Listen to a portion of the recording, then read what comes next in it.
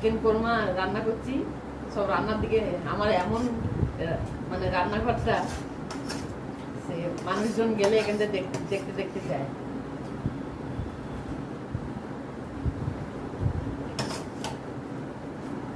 ভাবছে বাবা কি রান্না করছে রে, ও কালকে জিজ্ঞেস করবে ঠিক।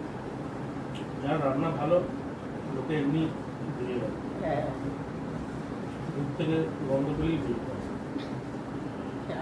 মুখি মেরে দেখলো একজন, আমার মানে খুব ভালো লাগলো, আর মনে মনে হাসছিলাম।